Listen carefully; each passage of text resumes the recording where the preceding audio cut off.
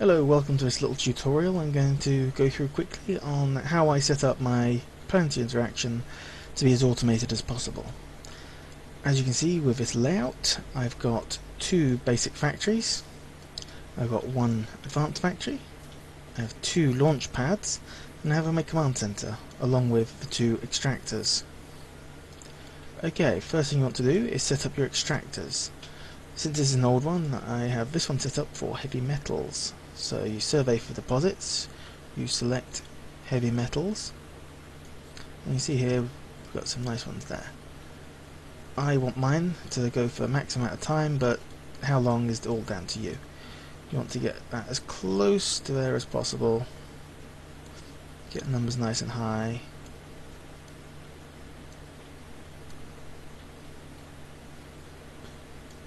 That'll do me, and click install program.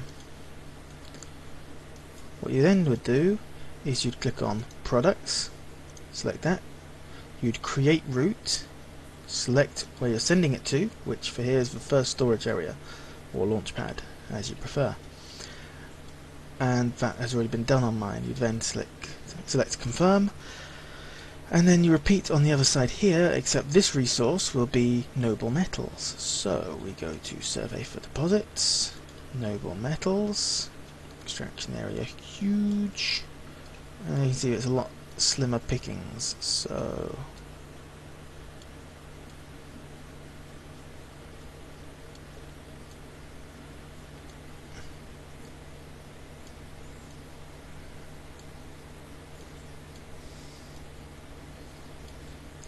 and that'll do me. You then go through the routing process, sending it to the first storage location. Okay, next thing you do is you'd click on here, go to routes, and what you would see isn't all this. You'd only see noble metals incoming and heavy metals incoming. From there you click create route, and then you tell it to go to the appropriate factory, which I can't do because I've already done. But one is set up to produce precious metals from noble metals, so you'd send the noble metals to this factory.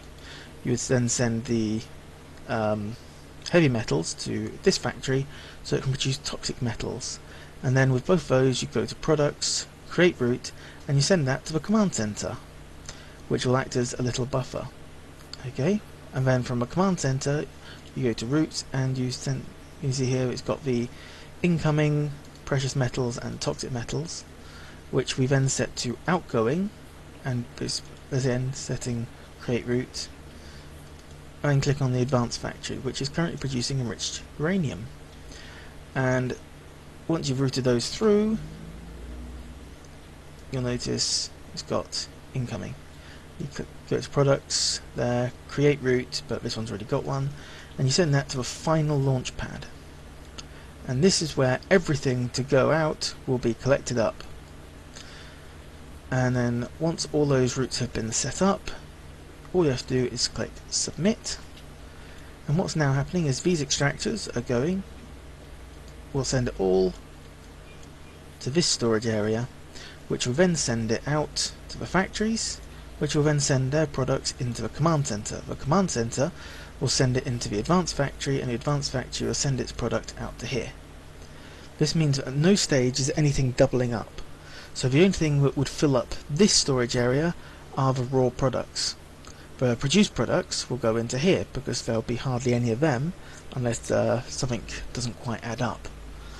Then that will be sent into here, and then the only thing ends up in this one is the finished product. So if that gets full, your only thing you're wasting it for is finished product. Whereas if you doubled up any of these storage areas, for example, if you had, instead of a command center, you had this storage area for the tier 1 produced product, what would happen is, if you filled it up with your raw resources, everything in here would just start getting wasted because it couldn't go in, so it just get destroyed. At which point nothing is then getting produced. You're wasting your time, you're wasting your resources. Whereas as long as you check it every day, this should be roughly equal and can be constantly produced. Although I set it to 2 weeks, you'll notice if I go to look at a program, within the first few hours it's got a decent yield, but the rest of the time it's rubbish. So basically when it gets to about here on the program is when, which is 16 hours in, that's when you want to be resetting it so that you're getting the decent yield all the time. So this is one that you'd check once a day and then collect probably at the end of the week. That's probably when it get full enough, possibly up to a fortnight. I think after a fortnight it'd just be too full.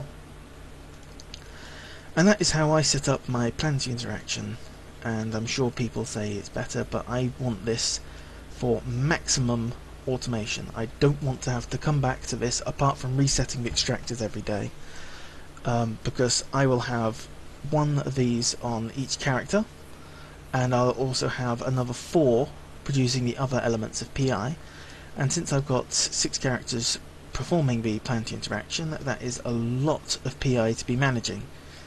So I just want to go through all my characters, all of their planets, reset the extractors on a daily basis, which probably takes about half an hour, and then I just once every week or two go there, collect all the resources, reset the extractors again, and rebalance anything that needs it. And that is how I set up my PI. Thank you very much. Goodbye.